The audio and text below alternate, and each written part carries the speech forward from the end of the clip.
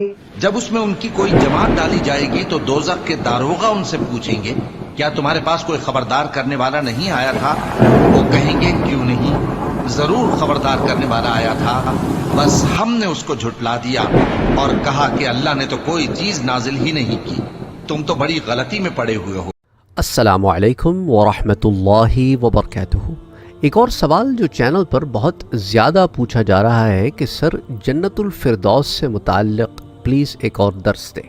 देखिए, जन्नतुल फिरदौस का जो लफ्ज़ है ये कुरान करीम की 2 सूरह मुबारका में मौजूद है। एक तो सूरह कहफ, सूरह अल कहफ जो है ये कुरान की 18th सूरह मुबारक है, 18वीं सूरह मुबारक। इसकी आया नंबर 107 में अल्लाह फरमाता है कि इन्नल्लज़ीना आमनू व अमिलुस्सालिहात, बित्तहक़ीक़ वो लोग जो ईमान लाए और उन्होंने नेक आमाल किए, कानत लहुम जन्नातुल फिरदौसी नुज़ुला। तो अल्लाह फरमाता है कि उन्होंने जो चूँकि ईमान लाए और नेक काम किए तो फिर उनके लिए फिरदौस की जन्नतें हैं, और नुज़ुला का माना मेहमानी है, यानी अल्लाह सुब्हानहू व तआला ने उनके लिए जन्नतुल फिरदौस की मेहमानी तैयार की। तो सोचो, गेस्ट जन्नती हो और मेहमानदारी उसकी की जा रही हो ख़ास रब ताला की तरफ से, तो उस मेहमानदारी का मुकाम क्या होगा, उसकी कैफियत क्या होगी, उसमें नेमतें क्या क्या होंगी, ये सारा कुछ बयान हम नहीं कर सकते। अल्लाह ने ये फरमाया कि खालिदीन फ़ीहा, वो ऐसी मेहमानदारी होगी कि ये 2-3 दिन के दुनिया के जो मेहमान होते हैं ऐसा मामला नहीं होगा, बल्कि वो मेहमान होंगे रब के यहाँ और हमेशा रहेंगे वहाँ पर। ला यबगून अन्हा हिवला, और वो इस जगह को तब्दील करना नहीं चाहेंगे। ये भी एक बहुत सवाल आता है कि अगर जन्नती चाहे कि फ़लाँ जगह चला जाए, किसी और की जन्नत में चला जाए, कोई आला दर्जे की जन्नतों में मरातब मिल जाएं, ये मर्तबों की जो तब्दीली थी वो जन्नत से बाहर होनी थी। अब जब जन्नती जन्नत में आ गया तो जगह की तब्दीली वो ख़ुद नहीं करना चाहेगा, उसके अंदर ये चीज़ ही नहीं होगी। ये जो खूब से है, खूब तर कहाँ की जो तलाश है, ये दुनियावी ज़िंदगी की तलाश है, ये नफ्स की तलाश है। वहाँ पर मामला रूहानी है। मामला रूहानी से मतलब कि वहाँ पर हर शय जो है वो मुतमईन है, कंटेंट है। और एक इंसान के लिए जो दुनिया में गिरफ़्तार हो, दुनिया की मोहब्बत में गिरफ़्तार हो, उसके लिए कंटेंट समझना बड़ा मुश्किल हो जाता है। अक्सर सवाल पता है क्यों आते हैं? क्योंकि हमें यही समझ में नहीं आया कि कंटेंट क्या होता है, सुकून में आना किसको कहते हैं। क्योंकि हम सारी ज़िंदगी बहुत बेसुकूनी से गुजारते हैं। जब किसी चीज़ को हासिल कर लेते हैं तो फिर उससे बेहतर के हासिल करने की तगदौ में लग जाते हैं, तो नतीजतन हम कभी खुश नहीं रहते। और जन्नती खुश होगा। अच्छा, बहुत सारे लोग, आजकल के हालात भी कुछ इस तरह के हो गए हैं, लोगों का मिजाज भी कुछ इस तरह का हो गया है कि उन्हें सुकून का माना ही नहीं पता। रात भी बेसुकूनी में सोते हैं, सुबह फिर दौड़ते हैं दुनिया को जमा करने। सुकून क्या है उनको मालूम नहीं है। इबादतों में भी भाग दौड़ है, हर शय में भाग दौड़ है। दुनिया में बैठे कहीं होते हैं, जहनी तौर पर कहीं बैठे होते हैं, गाड़ी में जा रहे होते हैं, उस वक्त इधर उधर जब नज़र पड़ती है तो उन्हें हर जगह जो है ये डॉलर्स नज़र आ रहे होते हैं। यार यहाँ इन्वेस्टमेंट कर दूँ, ये बिज़नेस हो जाए, फ़लाँ हो जाए, फ़लाँ बिल पे करना है, अरे यार फ़लाँ कर्ज़े की पेमेंट देनी है, अरे यार बच्चों की फ़ीस, और फ़लाँ, सारा वक्त जो है जहन में क्या है, यही चल रहा है। तो इसलिए जब इस जहन का आदमी को जब बोला जाए कि खालिदीना फ़ीहा, हम हमेशा यहाँ रहोगे, तो क्या हमेशा यहाँ रहूँगा? कोई इम्प्रूवमेंट नहीं है। वो उसने जॉब समझ लिया है। जन्नती कोई जॉब नहीं कर रहा कि भाई अब थोड़े दिनों के बाद तरक्की हो जाएगी, तुम्हें हम वाइस प्रेसिडेंट बना देंगे, फिर एग्जीक्यूटिव वाइस प्रेसिडेंट बना देंगे, फिर तुम्हें हम किसी डिपार्टमेंट में कहीं COO या CFO या CIO लगा देंगे, प्रेसिडेंट बन जाओगे, फिर तुम किसी और कॉरपोरेशन में ज़्यादा अच्छे पैसे मिले तो वहाँ के प्रेसिडेंट बन जाओगे ना। ये मामला नहीं है। वो जन्नत है, जन्नत को भी दुनिया समझ रखा है। इसलिए जन्नत को समझने के लिए जन्नती के मिजाज को समझना बहुत ज़रूरी है। अच्छा, दूसरी सूरह मुबारक, सूरह नंबर 23, 23rd सूरह ऑफ द कुरान, सूरह अल मोमिनून। सूरह अल मोमिनून की आया नंबर 10 और 11। اللہ سبحانہ و تعالیٰ مومنوں کی صفات بیان فرماتا ہے اور پھر کہتا ہے کہ اولئک هم الوارثون، یہی تو ہیں جو اصل معنی میں وارث ہیں اس جنت کے، جس جنت سے آدم علیہ السلام اور حوا علیہ السلام نکلے تھے۔ تو اب واپس جب اپنی اولاد کے ساتھ آ رہے ہیں تو اب صرف وہی اولاد ان کے ساتھ آئے گی جو حقیقی معنی میں اس جنت کی وارث ہے، اور اس جنت کی وارث وہی ہے جس کے بارے میں پھر اللہ نے سورہ المومنون کی آیات میں، شروع کی آیات میں ان مومنوں کی صفتیں بیان فرمائی ہیں کہ ایمان والے اور کامل ایمان والے، مکمل ایمان والے، مسلم ایمان والے، اللہ کی رحمت اور فضل سے داخل ہونے والے وہ جنتی، سارے کچھ جو بھی داخل ہو گئے وہ صحیح معنی میں وارث ٹھہرے۔ تو پھر اللہ فرماتا ہے الذین یرثون الفردوس، جو فردوس کی وراثت پائیں گے۔ ایسے وارث یہ دنیاوی ورثے نہیں ہیں کہ ایک ایکڑ 4 مرلے 5 مرلے، 1000 اتنا 1000 اتنا، نانا وہ تو پھر دنیا کی زندگی ہو گئی، پھر تم مر گئے تو پھر وہ جو سارا کچھ تھا وہ پیچھے رہ گیا۔ اچھا کمال کی بات ہے جس جگہ ہم نے ہمیشہ رہنا نہیں، وہاں پہ چیزوں کے حصول کے لیے ایک دوسرے کے گلے کاٹتے پھرتے ہیں، ایک دوسرے پہ کیسز کرتے ہیں، غبن کرتے ہیں، ایک دوسرے کی حق تلفیاں کرتے ہیں، اس مال میں جو رہنا بھی نہیں اور وہ مال جو ہمیشہ کے لیے ہے اس کی فکر کوئی نہیں ہے۔ عجیب سوداگر ہے نا آدمی، گھاٹے کا سودا کرتا ہے۔ اس لیے میرے رب نے کیا فرمایا کہ ان الانسان لفی خسر، انسان تو گھاٹے میں ہے، اس نے تو سودے بازی بھی صحیح نہیں کی، جہاں سودا کرنا تھا، جہاں انویسٹمنٹ کرنی تھی وہاں کی نہیں، اور جہاں پہ انویسٹمنٹ نہیں کرنی تھی، جہاں سراسر گھاٹا ہی گھاٹا تھا، وہاں ساری پیسے لگا کے بیٹھا ہے۔ کتنا خسارے والا آدمی۔ لیکن اس خسارے سے بچنے کا بھی طریقہ ہے، الا الذین آمنوا وعملوا الصالحات فلہم اجر غیر ممنون۔ ہاں وہ جو ایمان لائے اور نیک عمل کرتے رہے، پھر ان کے لیے کبھی نہ ختم ہونے والا اجر ہے، اور کبھی نہ ختم ہونے والے اجر کی ایک مثال کیا ہے؟ الذین یرثون الفردوس، جو فردوس کی وراثت پائیں گے اور وہ اس میں ہمیشہ رہیں گے، ہم فیہا خالدون۔ اللہ اکبر اللہ۔ تو ایک لمحے کو سوچو کہ رب نے تمہارے لیے کیا تیار کر رکھا ہے، میرے لیے کیا تیار کر رکھا ہے، اور ہم کہاں بھٹکتے پھر رہے ہیں۔ ہم اس عیش و نشاط کی زندگی کو جس میں غم کوئی نہیں ہے اسے بھلا کے بیٹھے ہیں۔ جنت الفردوس کے مقام سے متعلق حضرت قتادہ کہتے ہیں کہ فردوس سب سے بلند، متوسط، سب سے اعلیٰ اور افضل جنت ہے، اور حضرت ابو امامہ باہلی نے کہا کہ فردوس جنت کی ناف ہے، سینٹر پوائنٹ۔ کعب نے کہا کہ جنتوں میں جنت الفردوس سے اعلیٰ کوئی جنت نہیں ہے، اور اس میں نیکی کا حکم دینے والے اور برائی سے روکنے والے ہوں گے۔ وہ جو زندگی میں دنیا میں نیکیوں کی طرف لوگوں کو بلاتے ہوں گے اور گناہوں سے اور برائیوں سے روکتے ہوں گے، وہ یہاں ہوں گے۔ اور حدیث میں آتا ہے، حضرت ابو ہریرہ رضی اللہ تعالی عنہ بیان کرتے ہیں کہ پیارے نبی صلی اللہ علیہ وآلہ وسلم نے فرمایا، جو شخص اللہ پر اور اس کے رسول پر ایمان لایا اور اس نے نماز قائم کی اور رمضان کے روزے رکھے، اللہ پر حق ہے کہ اس کو جنت میں داخل کر دے، خواہ اس نے اللہ کی راہ میں ہجرت کی ہو یا اپنے اس گھر میں بیٹھا رہا ہو جس گھر میں پیدا ہوا ہے۔ تو صحابہ نے عرض کی کہ یا رسول اللہ صلی اللہ علیہ وسلم، کیا ہم لوگوں کو اس کی خبر نہ دیں؟ آپ نے فرمایا جنت میں 100 درجے ہیں جن کو اللہ نے اپنی راہ میں جہاد کرنے والوں کے لیے تیار کیا ہے۔ ہر 2 درجوں کے درمیان زمین اور آسمان جتنا فاصلہ ہے۔ بس جب تم اللہ سے سوال کرو تو جنت الفردوس کا سوال کرو، کیونکہ وہ جنت کا متوسط اور سب سے بلند درجہ ہے۔ اس کے اوپر رحمان کا عرش ہے اور اسی سے جنت کے دریا جاری ہیں۔ صحیح البخاری حدیث نمبر 7423 اور اسی طرح 2790۔ مسند امام احمد میں بھی روایت آتی ہے حدیث 8400 کے تحت، اور سنن الترمذی میں بھی آتی ہے حدیث 2530 کے تحت۔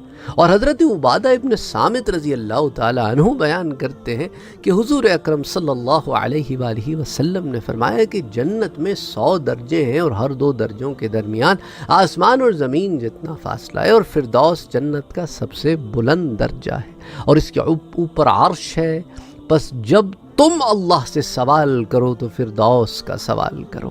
سنن الترمذی حدیث 2531 اور مسند امام احمد میں بھی روایت آتی ہے، مسند عبد بن حمید میں حدیث 182 اور المسند الجامع حدیث نمبر 5614۔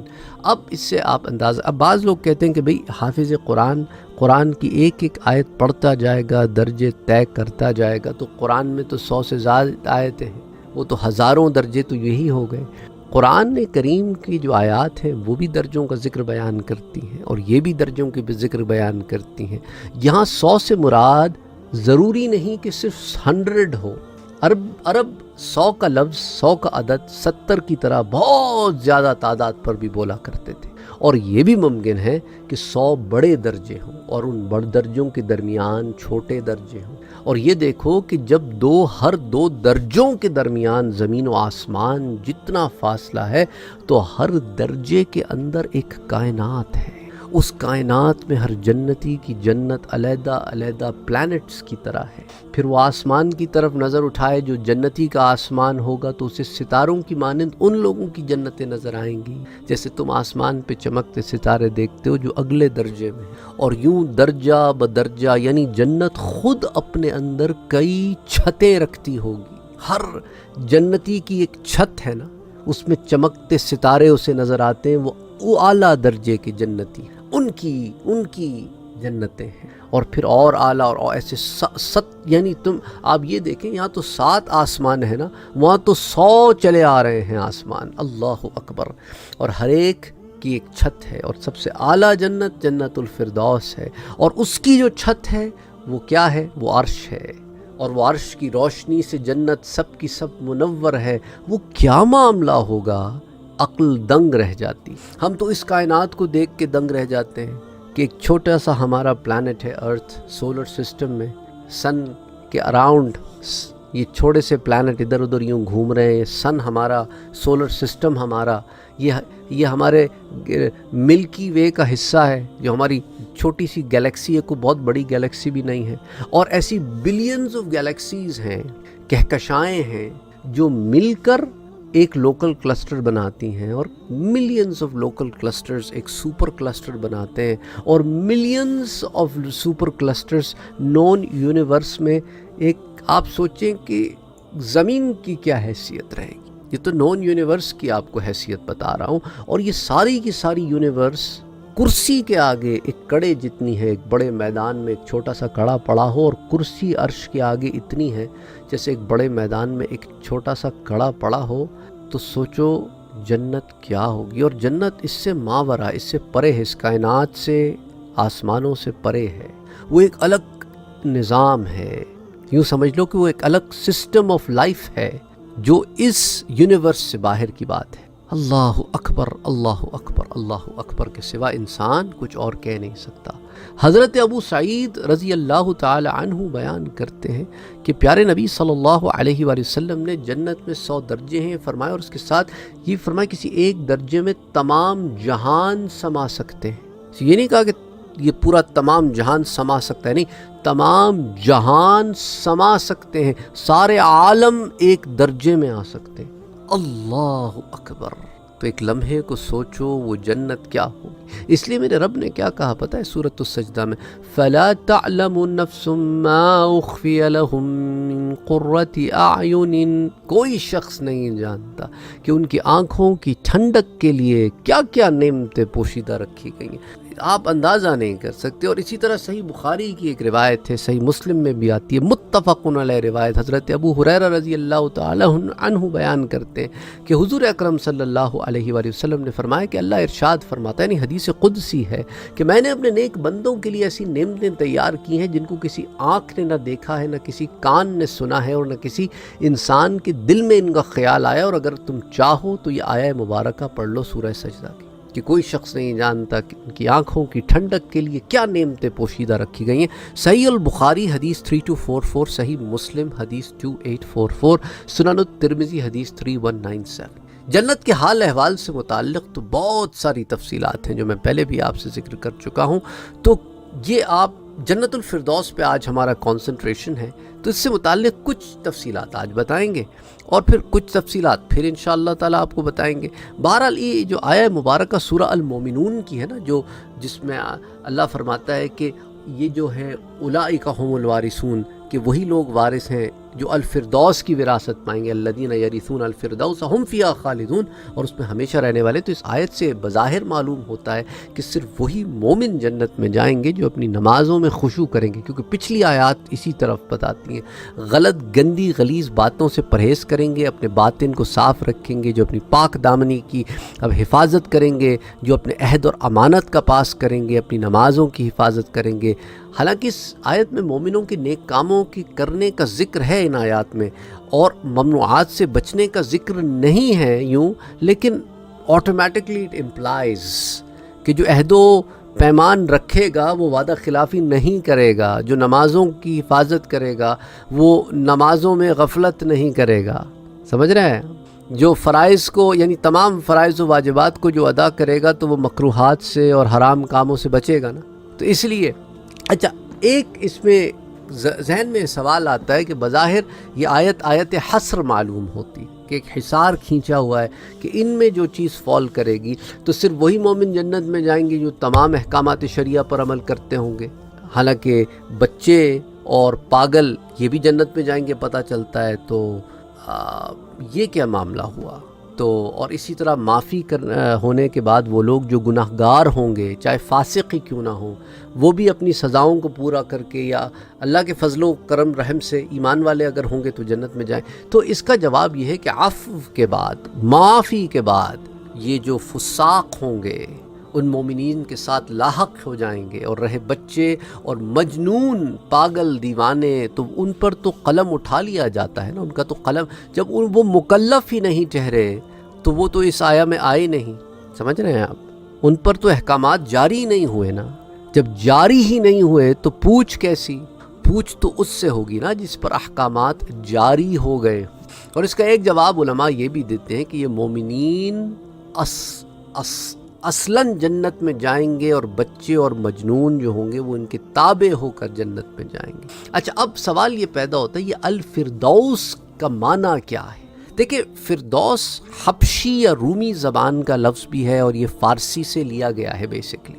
فارسی میں فردوس اس باغ کو کہتے ہیں جس کے درخت پھیلتے جائیں، اور کوپٹک لینگویج جو ہے، قبطی زبان، اس میں فردوس انگور کی بیلوں کو کہتے ہیں۔ قاموس اور منتہل عرب میں یہ بات آتی ہے کہ فردوس پانی کی اس چھوٹی سی نہر کو کہتے ہیں جس میں ہر طرف سبزہ اگا ہوا ہو اور جس باغ کے اندر ہر طرح کے پھل اور پھول ہوں۔ تو تاج العروس کی جلد نمبر 4 صفحہ 205 پر فردوس کی یہ ڈیفینیشن آتی ہے۔ حضرت ابو ہریرہ رضی اللہ تعالی عنہ بیان کرتے صحیح بخاری کی حدیث 2790 کہ حضور نے کیا فرمایا کہ جنت میں 100 درجے ہیں۔ تو اللہ سے سوال کرو تو فردوس کا سوال کرو، کیونکہ وہ جنت کا اوسط اور سب سے بلند درجہ ہے، یعنی سینٹر پوائنٹ ہے۔ جیسا میں نے آپ سے ذکر کیا، نہریں یہیں سے پھوٹتی ہیں اور پھر پھیلتی ہیں، نکلتی ہیں، اس کے اوپر رحمان کا عرش ہے اور اس سے جنت کے دریا نکلتے ہیں، جنت الفردوس یہ منبع ہے۔ اور یہ حدیث حضرت عبادہ ابن صامت سے بھی مروی ہے، لیکن وہ سنن الترمذی میں آتی ہے، حدیث 2531۔ تو جنت کے وارث مومنین جنت الفردوس کے وارث ہوں گے، اور اس وراثت کی 2 طرح توجیہ ہے۔ ایک یہ کہ انسان دنیا میں کچھ مال و متاع کو تو اپنی قوت بازو سے حاصل کرتا ہے اور اس میں اس کی محنت اور اس کا کسب داخل ہوتا ہے، اور کچھ مال اس کو وراثت سے ملتا ہے۔ مثلا کوئی عزیز کوئی ترکہ چھوڑ کے مر گیا تو وراثت میں مل گیا، تو اس مال میں اس کی محنت اور کسب اور اس کی کسی استحقاق کا دخل نہیں ہوتا۔ اللہ نے فرمایا کہ مومنوں کو جنت میں بطور وراثت یہ جنت ملے گی، یعنی اس میں ان کی محنت اور ان کے عمل کا کوئی دخل نہیں ہے۔ اللہ نے ان کو جنت ان کے کسی حق کے بغیر محض اپنے فضل سے عطا فرمائی ہے۔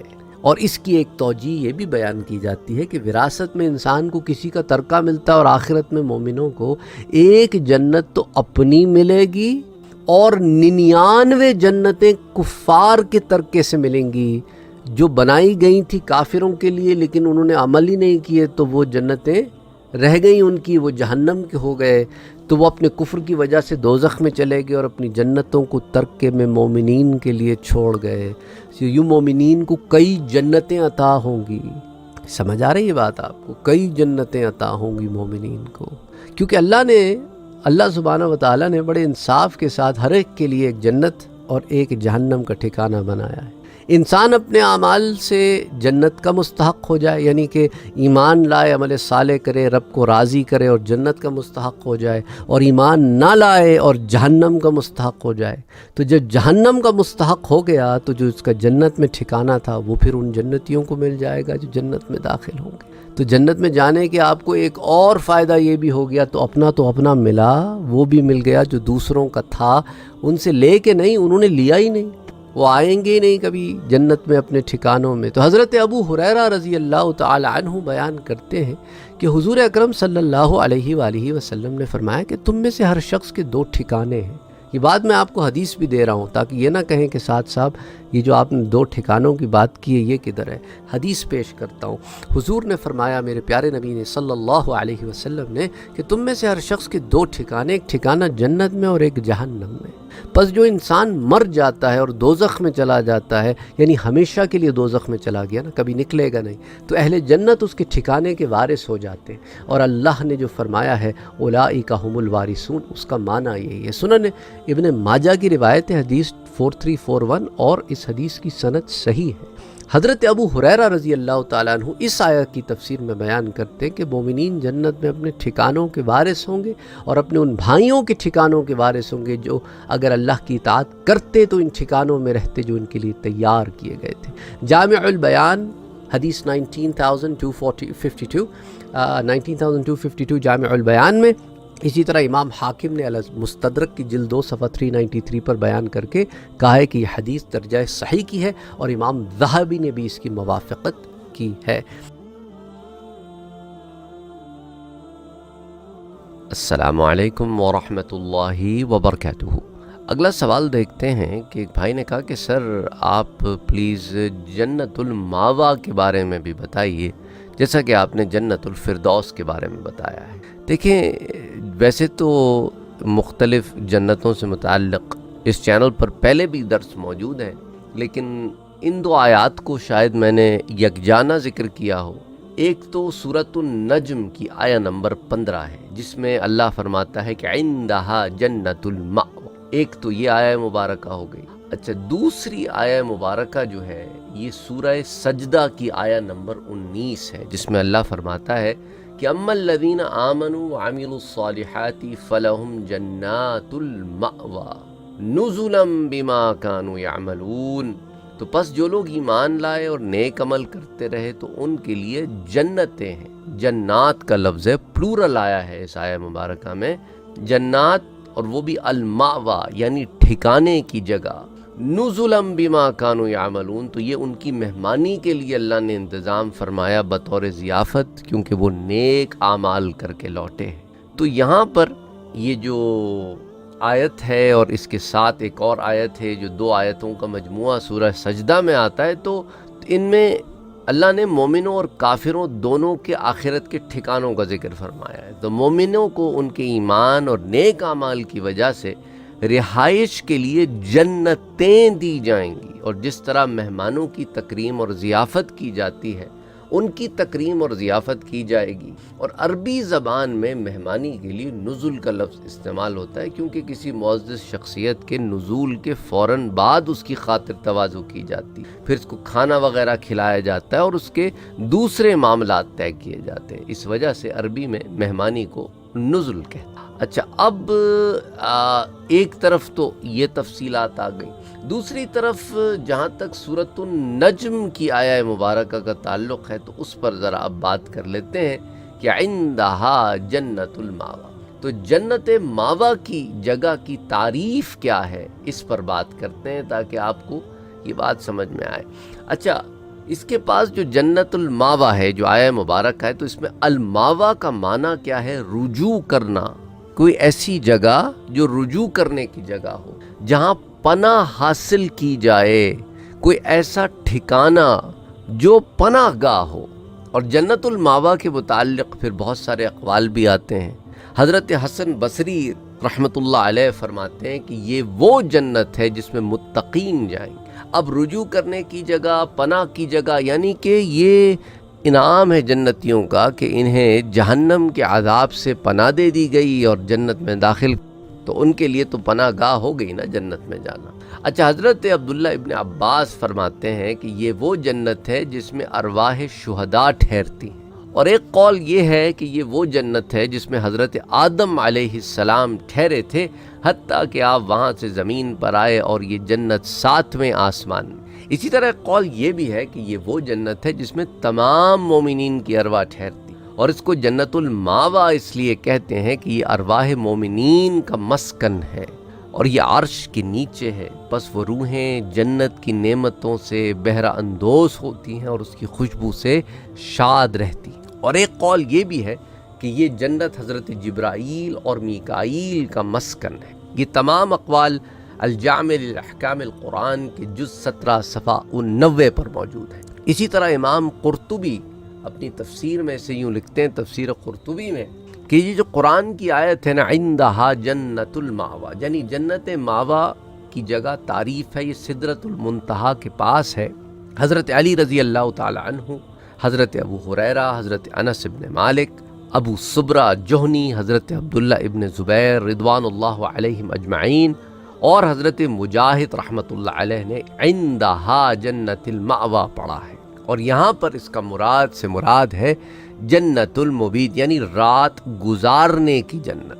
حضرت حسن بصری نے کہا کہ یہ وہ جگہ ہے جہاں تک متقین پہنچتے ہیں، اور ایک قول یہ ہے کہ جہاں تک شہداء کی روحیں پہنچتی ہیں.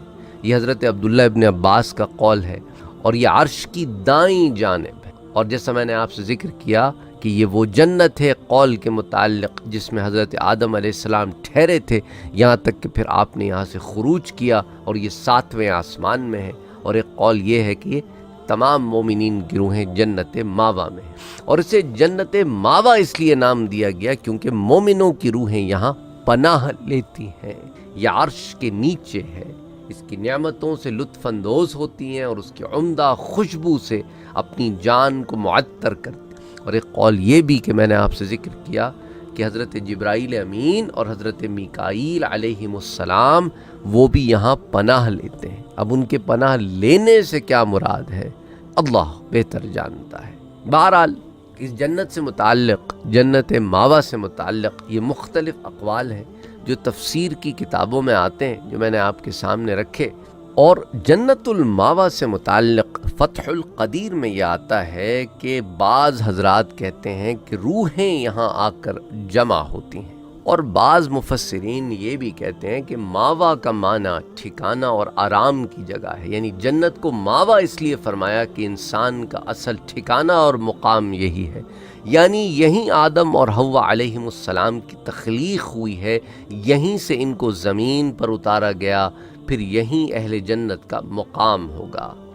اور بعض مفسرین نے یہ بھی فرمایا کہ جنت الماوا سب سے اونچے درجے کی جنت ہے جو 7ویں آسمان پر سدرۃ المنتہا کے قریب ہے. قیامت کے دن اہل جنت کو جہاں مہمانی پیش آئے گی یہ وہ جنت ہے، اور اس مہمانی کے بعد ہر شخص اپنے ایمان و خلوص کی گہرائی اور انفاق جان و مال کے تناسب کے حساب سے درجہ بدرجہ ترقی کرتا جائے گا، یہاں تک کہ پھر وہ وہاں تک پہنچ جائے گا جو اس کا مقام ہے. اور کچھ خوش قسمت لوگ وہ ہوں گے جو جنت الماوا تک بھی پہنچ جائیں گے. اسی طرح اس کی تفسیر میں یہ بھی آتا ہے کہ جنت الماوا یعنی عربی میں ماوا ٹھکانے کو کہتے ہیں، یعنی رہنے کی جگہ صرف جنت ہے. حضرت عبداللہ ابن عباس سے روایت ہے کہ یہی وہ جنت ہے جہاں تک حضرت جبرائیل اور حضرات ملائکہ جا کر رکتے ہیں. اور حضرت مقاتل اور کلبی کہتے ہیں کہ یہ وہ جنت ہے جس میں شہداء کی ارواح جا کر رہتی ہیں. اور حضرت کعب کہتے ہیں کہ جنت الماوا وہ جنت ہے جس میں سبز رنگ کے پرندے رہتے ہیں اور انہی میں شہداء کی روحیں چرتی پھرتی ہیں. حضرت عائشہ اور حضرت زر بن جیش فرماتے ہیں کہ یہ دیگر جنتوں کی طرح ایک جنت ہے، لیکن درست یہ ہے کہ یہ بھی جنت کے ناموں میں سے ایک نام ہے، اور بعض نے کہا کہ جنت الماوا جو ہے وہ شہداء کا، محسنین کا اور اولیاء کا مقام ہے۔ تو anyway میں سمجھتا ہوں کہ ان تمام تفصیلات سے آپ کو آپ کے سوال کا جواب مل گیا ہوگا۔ وما علینا الا البلاغ۔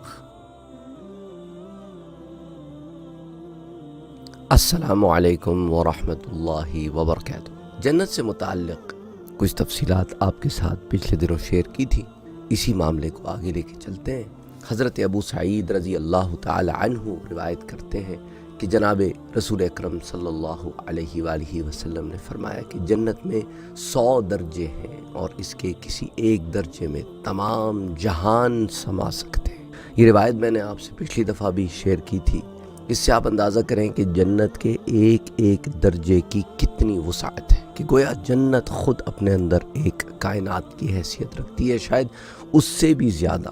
سنن الترمذی کی روایت ہے، حدیث 2532، مسند امام احمد میں بھی آتی ہے۔ حضرت ابو ہریرہ رضی اللہ تعالی عنہ بیان کرتے ہیں کہ رسول اکرم صلی اللہ علیہ وآلہ وسلم نے ارشاد فرمایا، جو گروہ سب سے پہلے جنت میں داخل ہوگا اس کی صورت تو 14ویں رات کے چاند کی طرح ہوگی، اور جنت ایسی جگہ ہے جس کے اندر تمہارے جسم میں سے کوئی سیکریشنز باہر نہیں نکلیں گی، جیسا کوئی تھوک نہیں نکلے گا، اسی طرح کوئی پاخانہ نہیں ہوگا، پیشاب نہیں ہوگا، اور جنتیوں کے برتن سونے کے ہوں گے اور ان کی کنگھیاں وہ بھی سونے کی ہوں گی اور چاندی کی بھی ہوں گی۔ یعنی اس سے اندازہ کرو کہ وہ سونا چاندی جسے آپ سنبھال کے رکھتے ہو، جنتی کے پاس وہ ایسے ہی رکھی ہوں گی بس، اور جنتی کے پاس عود جلانے کے لیے جو برتن ہوں گے نا، انگیٹھیاں ہوں گی، وہ بھی چاندی کی ہوں گی، سبحان اللہ۔ اور اسی طرح اس کا جو پسینہ ہوگا نا جنتی کا، اس میں سے بھی مشک کی خوشبو آئے گی۔ اللہ اکبر، اللہ اکبر، اللہ اکبر۔ اور سارے کے سارے جنتیوں کا دل ایک سا ہوگا، ایک طرح کا ہوگا، کوئی اس میں غصہ، بغض، عداوت، جلن، کوئی ایسی چیز نہیں ہوگی۔ اور جنتی کا دل ایسا ہوگا کہ وہ خود صبح و شام اللہ کا ذکر کرتا ہوگا، جنتی صبح و شام اللہ کے ذکر میں مصروف ہوگا۔ اللہ اکبر، اللہ اکبر۔ یعنی اس کا جسم کا ایک ایک رواں اللہ کا ذکر کر رہا ہو، تو روحانیت کے ایسے مراتب پہ جنتی ہوگا۔ یہ روایت بھی سنن الترمذی میں آتی ہے، حدیث 2537، پھر مصنف عبد الرزاق میں آتی ہے، حدیث 20866۔ اسی طرح صحیح بخاری میں بھی آتی ہے، حدیث 3245، اور صحیح ابن حبان میں بھی آتی ہے، حدیث 7436۔ اسی طرح حضرت ابو ہریرہ رضی اللہ تعالی عنہ بیان کرتے ہیں کہ حضور اکرم صلی اللہ علیہ وآلہ وسلم نے ارشاد فرمایا کہ اللہ ارشاد فرماتا ہے، میں نے اپنے نیک بندوں کے لیے ایسی نعمتیں تیار کی ہیں جن کو کسی آنکھ نے نہیں دیکھا، نہ کسی کان نے ان کے بارے میں سنا ہے، اور نہ کسی انسان کے دل میں ان کا خیال بھی آیا ہے۔ اگر چاہو تو قرآن کی آیا پڑھ لو، سورہ سجدہ کی، جس میں اللہ فرماتا ہے کہ فَلَا تَعْلَمُ نَفْسٌ مَا أُخْفِيَ لَهُم مِّن قُرَّةِ أَعْيُنٍ، کوئی شخص نہیں جانتا، فَلَا تَعْلَمُ نَفْسٌ مَا أُخْفِيَ لَهُم، کہ کیا پوشیدہ نعمتیں ہیں اللہ کے ہاں، مِّن قُرَّةِ أَعْيُنٍ، ان کی آنکھوں کی ٹھنڈک کے لیے۔ یہ روایت بھی صحیح بخاری میں آتی ہے، صحیح مسلم میں آتی ہے، متفق علیہ روایت ہے، بخاری کی 3244 اور مسلم کی 2824، اور پھر سنن الترمذی میں بھی آتی ہے۔ اسی طرح حضرت معاذ بن جبل رضی اللہ تعالی عنہ بیان کرتے ہیں کہ حضور صلی اللہ علیہ وآلہ وسلم نے فرمایا کہ اہل جنت میں اس حال میں داخل ہوں گے کہ ان کے چہروں اور جسموں پر بال نہیں ہوں گے، اور ان کی عمر 30 یا 33 سال ہوگی۔ سنن الترمذی کی روایت ہے، حدیث 2545، یعنی کہ سر پہ تو بال ہوں گے، یہ آپ کے جو سر پہ بال ہوتے ہیں یہ تو ہوں گے، یہ آئی بروز بھی ہوں گی، لیکن کوئی اور فیشل ہیئر نہیں ہوگا، داڑھی مونچھ نہیں ہوگی، جسم پر بھی کوئی بال نہیں ہوں۔ اسی طرح حضرت بریدہ رضی اللہ تعالیٰ عنہ بیان کرتے ہیں کہ حضور صلی اللہ علیہ وآلہ وسلم نے فرمایا کہ اہل جنت کی 120 صفیں ہوں گی، 120 روز، اور ان میں سے 80 صفیں اس امت کی ہوں گی، اللہ اکبر، یعنی 2/3 میجورٹی سے آپ جنت میں یہ امت جائے گی، اور باقی 40 صفیں 1/3 باقی امتیں ہوں گی۔ یہ روایت بھی سنن الترمذی میں آتی ہے، حدیث 2546، مصنف ابن ابی شیبہ میں آتی ہے، مسند امام احمد میں آتی ہے، صحیح ابن حبان میں آتی ہے، سنن ابن ماجہ میں آتی ہے، کئی کتب حدیث میں آتی ہے۔ اور حضرت صہیب رضی اللہ تعالیٰ عنہ بیان کرتے ہیں کہ پیارے نبی صلی اللہ علیہ وآلہ وسلم نے اس آیت کی تفسیر میں ارشاد فرمایا کہ للذین احسنوا الحسنى وزیادہ، سورہ یونس کی آیا ہے، جن لوگوں نے نیک کام کے لیے، ان کے لیے اچھا اجر ہے اور اس سے بھی زیادہ ہے۔ تو آپ نے فرمایا جب اہل جنت جنت میں داخل ہو جائیں گے تو ایک منادی ندا کرے گا، تمہارے لیے اللہ کے پاس ایک وعدہ ہے۔ وہ کہیں گے اللہ نے ہمارا چہرہ نورانی نہیں کیا کیا ہمیں جہنم سے نہیں بچا دیا، یا ہم کو جنت میں نہیں داخل کر دیا؟ تو وہ کہیں گے کیوں نہیں؟ پھر اللہ اور ان کے درمیان سے حجاب اٹھا دیا جائے گا۔ آپ صلی اللہ علیہ وآلہ وسلم نے فرمایا اللہ کی قسم ان کو اس کی طرف دیکھنے کی بنسبت زیادہ محبوب چیز نہیں دی تھی، یعنی دیدار رب سے زیادہ محبوب چیز جنتی کے لیے کوئی اور نہیں ہوگی۔ سنن الترمذی کی روایت حدیث 2552، سنن ابی داؤد الطیالاسی میں بھی آتی ہے، مسند امام احمد میں، سنن ابن ماجہ میں، صحیح ابن حبان میں، المعجم الکبیر میں، شرح السنہ میں، کئی کتب حدیث میں یہ روایت بھی آتی ہے۔ انشاءاللہ زندگی باقی تو بات باقی، دعا کریں کہ اللہ سبحانہ و تعالی صحت عطا فرمائے، آمین۔ اللہم صلی علی محمد وعلی آل محمد۔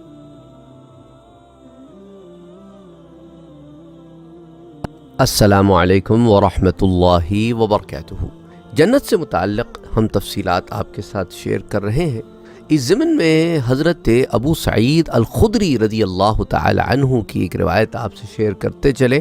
آپ فرماتے ہیں کہ حضور اکرم صلی اللہ علیہ وآلہ وسلم نے ارشاد فرمایا کہ اللہ سبحانہ و تعالی اہل جنت سے ارشاد فرمائے گا کہ اے اہل جنت، وہ کہیں گے کہ اے ہمارے رب، ہم حاضر ہیں اور تیری اطاعت پر کمر بستہ ہیں۔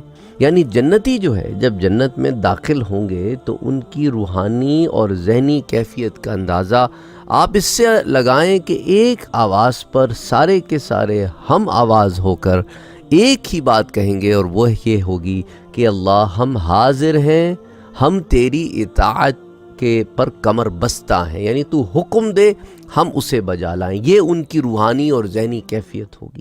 اس سے آپ اندازہ کریں کہ جنتی اطاعت کے کس مقام پر ہوں گے، اور اس سے آپ اندازہ کریں کہ وہ تمام سوالات جو آپ لوگوں کے ذہنوں میں جنتیوں کے بارے میں آتے ہیں، کیا وہ ایسا کریں گے، کیا ویسا کریں گے، کیا یہ خواہش کریں گے کہ وہ خواہش کریں گے، اور وہ خواہشات جن کا آپ ذکر کر رہے ہوتے ہیں ان کا تعلق دنیاوی زندگی اور نفس پرستی سے ہوتا ہے۔ اور یہاں پر آپ کو جنتیوں کے مائنڈ سیٹ کے بارے میں اللہ سبحانہ و تعالی اپنے پیارے نبی صلی اللہ علیہ وآلہ وسلم کے ذریعے بتا رہا ہے کہ ان کا مینٹل اور ان کی اسپرچول، ان کی ذہنی اور ان کی روحانی کیفیت کیا ہوگی۔ تو اللہ سبحانہ و تعالی اس وقت فرمائے گا کہ کیا تم راضی ہو گئے؟ تو جنتی کہیں گے ہم کیوں راضی نہیں ہوں گے، تو نے ہمیں وہ نعمتیں عطا فرمائی ہیں جو تو نے اپنی مخلوق میں سے اور کسی کو عطا نہیں فرمائیں۔ اللہ فرمائے گا میں اب تم کو اس سے افضل نعمت عطا کروں گا۔ وہ کہیں گے کہ اس سے افضل نعمت کون سی ہے؟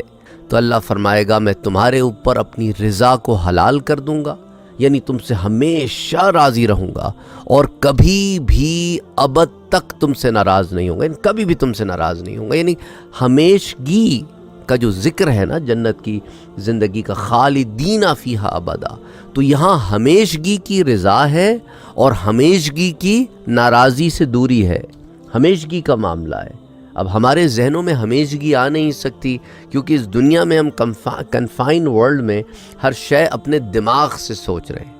اچھا، یہ سنن الترمذی کی روایت ہے، حدیث 2555، اور صحیح البخاری میں بھی آتی ہے متعدد دفعہ، ایک سے زائد دفعہ امام بخاری سے لاتے ہیں، حدیث 7518 اور 6549 کے تحت، اور صحیح مسلم میں بھی آتی ہے 2829، یعنی متفق علیہ روایت ہے، صحیح بخاری اور صحیح مسلم دونوں میں آتی ہے۔ پھر مسند امام احمد میں، صحیح ابن حبان میں، حلیۃ الاولیاء میں، شرح السنہ میں، کئی کتب میں آتی ہے۔ تو یہاں اس روایت کو آپ سے شیئر کرنے کا مقصد یہ ہے کہ آپ کو جنتی کا مائنڈ سیٹ پتہ چلے، چاہے عورت ہو یا مرد، اس کی کیفیت کیا ہو۔ حضرت عبداللہ ابن عمر رضی اللہ تعالی عنہ بیان کرتے ہیں کہ حضور اکرم صلی اللہ علیہ وآلہ وسلم نے فرمایا کہ اہل جنت میں سب سے کم درجہ اس شخص کا ہوگا۔ ویسے جنتی تو سارے اعلیٰ لوگ ہیں، یہاں درجات کی کمی اور پیشی کی بات ہو رہی ہے، تو جو سب سے کم درجے میں جنتی ہوگا نا، جو 1000 سال کی دوری سے اپنی جنتوں، اپنی بیویوں، اپنی نعمتوں، اپنی خادموں، اپنی باندیوں کو دیکھے گا۔ اللہ اکبر، 1000 سال کی دوری سے، اتنی دور سے، یہ سب سے کم درجے میں داخل ہونے والا جنتی کا حال ہے۔ تو سوچو جو اعلیٰ مراتب میں ہوں گے ان کا کیا حال ہوگا۔ اور اللہ کے نزدیک اہل جنت میں سب سے زیادہ مکرم شخص وہ ہوگا جو اللہ سبحانہ و تعالی کا دیدار صبح و شام کرے گا۔ اور پھر حضور صلی اللہ علیہ وآلہ وسلم نے سورہ القیامہ کی آیہ مبارکہ تلاوت فرمائی، وجوہ یومئذ ناظرہ، اس دن بعض چہرے تر و تازہ ہوں گے، الی ربہا ناظرہ، اپنے رب کی طرف دیکھنے والے ہوں گے۔ سبحان اللہ۔ یہ روایت سنن الترمذی میں آتی ہے، حدیث 2553، مسند امام احمد میں آتی ہے، مسند ابو یعلا میں آتی ہے، حدیث 5712، امام حاکم سے المستدرک میں، اور پھر حلیۃ الاولیاء کے والیوم 5 پیج 87 پر، اور شرح السنہ میں حدیث 4395۔ تو اب آپ اس سے اندازہ کریں کہ جو لیولز ہیں جنتیوں کے، تو ان میں سے جو سب سے لوئسٹ لیول ہے اس کے اندر اتنی نعمتیں ہیں کہ وہ اپنی جنتوں کو دیکھے گا۔ ایک آدھ جنت بھی نہیں ہے، کئی جنتیں ہیں۔ اپنی بیویوں کو دیکھے گا۔ اور پہلے میں آپ کو بتا چکا ہوں حضرت ابو سعید الخدری والی روایت میں کہ جنتی کا کیا مائنڈ سیٹ ہوگا، کہ خواتین بیویاں کا لفظ سنتے ہی ذرا جذباتی ہو جاتی، تو وہ تو جنتی کا مائنڈ سیٹ اور کیفیت ہی کچھ اور ہوگی۔ یہ دنیا والا مائنڈ سیٹ اور کیفیت ہوگی نہیں، تو جب ہوگی نہیں تو وہ مائنڈ سیٹ نہیں ہوگا۔ اور اپنی نعمتوں کو، اللہ نے ان نعمتوں کا ذکر نہیں فرمایا ایک ایک کر کے، لیکن وہ نعمتیں ایسی ہوں گی، انہیں دیکھتا ہوگا اور خوش ہوتا ہوگا۔ دیکھو نا، آپ کی کوئی من پسند چیز ہو، آپ چاہتے ہو کہ وہ آپ کو مل جائے، اور آپ کو وہ نظر آئے اور آپ کو کہا جائے کہ چلو اس کی طرف کہ اس کو حاصل کرو، تو وہ سارا راستہ آپ کی جو خوشی کی کیفیت ہوگی اس کا آپ اندازہ بھی نہیں لگا سکتے۔ آپ کو سمجھانے کے لیے کہہ رہا ہوں، کوئی ایسی شے جو آپ کو چاہیے ہو اور کہا جائے کہ آپ کو مل گئی ہے، اور وہ دیکھو وہ رہی، جاؤ اس کو لے لو، تو جو دوڑو گے نا اس کو لینے کے لیے، تو سوچو یہ دنیا کی چیز ہے اور دنیا کی خواہش ہے، تو سوچو جنتی جو دیکھتا ہوگا کہ اب جسے پا رہا ہوں وہ ہمیشگی کی زندگی ہے، تو وہ 1000 سال کی مسافت اس کے لیے گویا 1000 سال نہیں ہوگی، لیکن اس کی خوشی کی کیفیت کیا ہوگی۔ ان نعمتوں کو دیکھتا ہوگا اور ان کی طرف بھاگتا ہوگا، دوڑتا ہوگا، دیکھتا ہوگا کہ اللہ نے اس کے لیے خادموں کی لائن لگائی ہوئی ہے، باندیوں کی لائن لگائی ہوئی ہے۔ امام احمد اپنی مسند میں حضرت ابو ہریرہ رضی اللہ تعالی عنہ سے روایت نقل کرتے ہیں، حضور اکرم صلی اللہ علیہ وآلہ وسلم نے ارشاد فرمایا، اللہ سبحانہ و تعالی نے حضرت آدم علیہ السلام کو ان کی صورت پر پیدا کیا۔ ان کی لمبائی جو ہے وہ 70 ہاتھ تھی۔ جب ان کو پیدا کیا تو ان سے کہا کہ جاؤ اور فرشتوں کی جو جماعت بیٹھی ہے ان کو سلام کرو، اور جو وہ جواب دیں اس کو غور سے سنو، کیونکہ وہی تمہارا اور قیامت تک تمہاری ذریت کا، یعنی تمہاری اولاد کا سلام ہوگا۔ فرماتے ہیں کہ حضرت آدم علیہ السلام گئے اور کہا السلام علیکم، فرشتوں نے جواب میں کہا السلام علیکہ ورحمۃ اللہ وبرکاتہ۔ اس طرح انہوں نے ورحمۃ اللہ وبرکاتہ کا اضافہ کر دیا۔ فرمایا جو شخص بھی جنت میں داخل ہوگا وہ حضرت آدم علیہ السلام کی شکل و صورت پر ہوگا، یعنی شکل و صورت پر ہوگا سے مراد یہاں یہ نہیں ہے کہ سارے لوگ جنت میں ایک ہی شکل کے ہوں گے، یعنی کہ آدم علیہ السلام کو تخلیق کے وقت جس طرح بنایا گیا تھا نا کہ 2 ہاتھ ہیں، 2 پیر ہیں، ایک ناک ہے، 2 آنکھیں ہیں، 2 کان ہیں، تم جنت میں اسی طرح داخل ہوگے۔ یہ نہیں کہ جنت میں تم کوئی اور مخلوق بن کے داخل ہوگے، یا جنت میں تمہاری ظاہر کو بدل کر تمہیں داخل کر دیا جائے گا، یا کوئی اور مخلوق بنا دیے جاؤ گے، نہیں نہیں، ایسی ہی جیسا کہ آدم علیہ السلام کو بنایا گیا تھا جنت میں، تو ویسے ہی تم بھی جنت میں داخل ہوگے تو وہی شکل و صورت پر ہوگے، وہی خد و قال پر ہوگے جو آدم علیہ السلام، اور وہ لمبائی جو ہے وہ 60 ہاتھ تھی، 60 ہاتھ۔ حضرت آدم علیہ السلام کے بعد اب تک مخلوق کی لمبائی جو ہے وہ برابر کم ہوتی جا رہی ہے۔ مسند امام احمد کی روایت ہے، تو یہاں سے ایک بات تو ہمارے سامنے بالکل واضح ہو جاتی ہے کہ انسان جب جنت میں داخل ہوگا تو وہ بطور انسان، بطور آدمی داخل ہوگا، لیکن اس کا جو جسم ہے، اس کی جو جلد ہے، اس کی جو دیکھنے کی صلاحیت ہے، بولنے کی صلاحیت ہے، سننے کی صلاحیت ہے، یہ صلاحیتوں میں بڑا اضافہ ہو جائے گا، کیونکہ اب روحانیت کا غلبہ ہوگا۔ اور مسند امام احمد ہی میں ایک اور روایت حضرت ابو ہریرہ سے ہی آتی ہے کہ حضور صلی اللہ علیہ وآلہ وسلم نے ارشاد فرمایا کہ اہل جنت جنت میں جب داخل ہوں گے تو وہ بے ریش اور بے بال ہوں گے، یعنی ان کے جسموں پر بال نہیں ہوں گے، یا آف کورس سر کے بال ہوں گے، یہ آپ کے آئی بروز کے بال ہوں گے، لیکن یہ داڑھی، مونچھیں، یہ جسم پہ بال، یہ سارے یہ بال نہیں ہوں گے۔ اچھا، ان کی جہاں تک رنگ کا تعلق ہے تو سفید، گورے، چٹے ہوں گے، سب کے سب۔ دنیا میں کوئی رنگ رہا ہو آپ کا، جنت میں سب کو ایک رنگت عطا فرما دی جائے۔ تو یہ اس کے بعد فرمایا، اور ان کی آنکھیں ایسی ہوں گی جنتیوں کی کہ گویا ان میں سرما لگائے ہوئے ہوں گے، تو ایسا لگا ہو کہ سرما لگا ہوا ہے، خوبصورتی آنکھوں کی ایک، اب کہنا کہ جو آنکھوں پر ایک سرما جو لگتا ہے تو اس سے آنکھیں نمایاں ہو جاتی۔ اچھا، پھر ان کی عمر جو ہے وہ 33 برس ہوگی، 33 ایئرز اولڈ، اور ان کا جو ڈیل ڈال ہے، قد و قال ہے، یہ جو کاٹ چاٹ ہے، یہ جسم کی جو بناوٹ ہے وہ حضرت آدم علیہ السلام کے برابر ہوگا، یعنی کہ 60 ہاتھ، اور ان کی جو چوڑائی ہوگی وہ ہوگی 7 ہاتھ، 7 ہینڈز چوڑے ہوں گے، اور 60 ہینڈز لمبے ہوں گے۔ اچھا، اسی طرح ترمذی میں بھی ایک روایت آتی ہے، امام ترمذی لاتے ہیں جامع ترمذی میں حضرت معاذ ابن جبل سے، اور وہ مرفوعاً سے نقل کر، اور امام ترمذی نے ایک اور روایت حضرت ابو سعید الخدری سے بھی نقل کی ہے کہ جس سے پتہ چلتا ہے کہ جنتیوں اور دوزخیوں کی عمر جو ہے وہ 30 سال ہوگی، اس سے زیادہ نہ ہوگی، لیکن اگر غور کیا جائے تو دونوں میں آپس میں کوئی ٹکراؤ نہیں ہے، کوئی تعارض نہیں ہے، کیونکہ کلام عرب میں یہ امر جو ہے وہ معروف ہے کہ اگر کسی عدد میں، کسی کاؤنٹ میں کسر ہو تو کبھی وہ کسر کو ذکر کرتے ہیں اور کبھی اس کو حذف کر دیتے ہیں، تو اسی طرح یہاں پہ راوی نے کسر کو حذف کر دی۔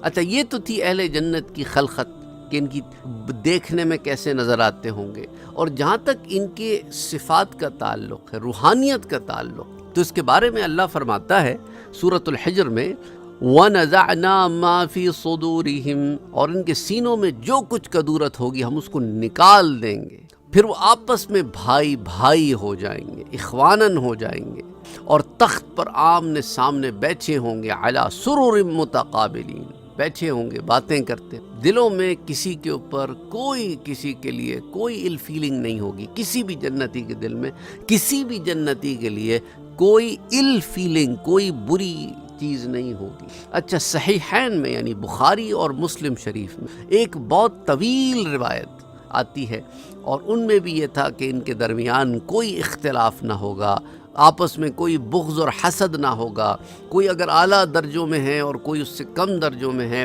تو کوئی کسی کے لیے کوئی ایسی فیلنگ نہیں آئے گی کہ یار اس کو دیکھو اور مجھے، ایسی کوئی فیلنگ نہیں ہوگی۔ وہ بالکل اس احساس سے عاری ہو کے ایک دوسرے سے ملیں گے کہ اس کو کیا نعمتیں ملی، مجھے کیا نعمتیں ملی، یہ ان کی کنسیڈریشن ہی نہیں ہوگی، وہاں دماغ ہی نہیں، ذہن ہی نہیں جائے گا۔ اچھا، لوگ کیا کرتے ہیں کہ دنیا کی ذہنیت سے جنت کو سمجھنے کی کوشش کرتے ہیں، اور یہاں سب سے بڑی غلطی کرتے ہیں۔ سمجھ آ رہی یہ بات آپ کو؟ اب میں دیکھو نا، میں اگر کسان نہیں ہوں اور میں کسان نہ ہوتے ہوئے کسان بننے کی کوشش کروں تو غلطیاں کروں گا، اور میرے سامنے کوئی کسان آ جائے تو وہ کہے گا نہیں بھائی، ہم ایسے نہیں سوچتے، ہم تو ایسے سوچتے ہیں، ایسے کھیتی باڑی ہوتی ہے، تم شہری بابو لوگ ہو، تمہیں کیا خبر کہ کھیتی باڑی کیسے ہوتی ہے۔ اسی طرح شہر میں کوئی بزنس رن کر رہا ہو، وہ الگ مائنڈ سیٹ سے بزنس رن کر رہا ہوگا، اور ایک کسان جو اپنی کھیتی کو بیچ رہا ہے وہ الگ طریقے سے، تو وہ دو الگ الگ معاملے ہیں۔ تو اب جو الگ الگ معاملے ہیں تو ان کو ہم ایک پلیٹ فارم پہ آ کے یکجا نہیں کر سکتے، اس لیے دنیا کے ذہن سے آخرت کو نہ سوچا کریں، دنیا کے ذہن سے جنت کو نہ سوچے، جنت کو جنتی کے ذہن سے سوچے جو اللہ سبحانہ وتعالیٰ وہی ذہن سازی کر رہا ہے، کہہ رہا ہے کہ وہاں نہ بغض ہے، نہ حسد ہے، نہ اختلاف ہے، بلکہ سب ایک دل پہ جمع ہے، کوئی کسی کے ساتھ کوئی معاملہ نہیں ہے ایسا جو کوئی روحانی بیماری ہو۔ اور ان لوگوں کی کیفیت یہ ہے جنتیوں کی کہ صبح و شام اللہ کی تسبیح بیان کریں گے۔ اور اسی طرح اللہ سبحانہ وتعالی نے جنت کی عورتوں کے بارے میں بھی یہی کہا ہے کہ وہ ان کی ہم عمر ہوں گی، ان میں نہ کوئی بوڑھی ہوگی نہ ان میں کوئی بچی ہوگی۔ اور ظاہر ہے کہ طول و عرض اور عمر میں اس تناسب کی وجہ سے کمال لذت حاصل ہو کہ دیکھو نا، عمر میں بھی ہم آہنگی ہے اور قد و قال میں بھی ہم آہنگی ہے، تو پھر اس سے کمال لذت حاصل ہوگا۔ اسی لیے جنتی ایک ایک دن میں 100 کنواریوں سے صحبت کرے گا اور اس کو تھکن نہیں ہو، کیونکہ اس کی کیفیت اگین دنیا والی نہیں ہے۔ اچھا، بعض لوگ یہ کہتے ہیں ایسا کیسے ہوگا، کیونکہ وہ دنیا میں بیٹھے ہوئے سوچ رہے ہوتے ہیں کہ یار دنیا میں تو ایسا نہیں ہو پاتا، جنت میں کیسے ہوگا؟ وہ جنت جنت ہے نا، دنیا نہیں ہے، یہ فرق ہے۔ اس لیے بہت ضروری ہے کہ جنت کے جو دروس ہم دے رہے ہیں آپ کو، ان کو سمجھنے کے لیے آپ کو دنیا سے اپنے دماغ کو اٹھانا ہوگا، ما وراء الدنیا دیکھنا ہوگا، دنیا سے نکل کے دیکھنا ہوگا، دنیا میں رہ کے دیکھنا نہیں ہوگا، تو پھر جنت کی لذتوں کا اندازہ بھی ہوگا۔ اور عقل میں یہ جو حیرت کدے بن جاتے ہیں، یہ بھی نہیں بنیں گے کہ ایسا کیسے ہوگا۔ ان اللہ علی کل شیء قدیر، اللہ سبحانہ وتعالی کی ذات پاک ہر چیز پر قدرت۔ تو بہرحال اہل جنت میں سے بعض جنتی جو ہے وہ اعلیٰ مقامات پر ہوں گے اور بعض ان سے کم اعلیٰ مقامات پر ہوں گے۔ اللہ سبحانہ وتعالی سے دعا کرو کہ اللہ سبحانہ وتعالی ہمیں جنتوں میں داخل فرمائے، ہمارے گناہوں کو معاف فرمائے، آمین، اور ہم سے راضی ہو جائے، آمین۔ ہمارے جو پیارے گزر گئے ہیں اللہ سبحانہ وتعالی ان سب کی مغفرت فرمائے، آمین، اور ہم سب کو جنت میں ساتھ داخل فرمائے، اعلیٰ درجوں میں داخل فرمائے اور بغیر حساب داخل فرمائے، آمین۔ اللہم صلی علی محمد وعلی آل محمد۔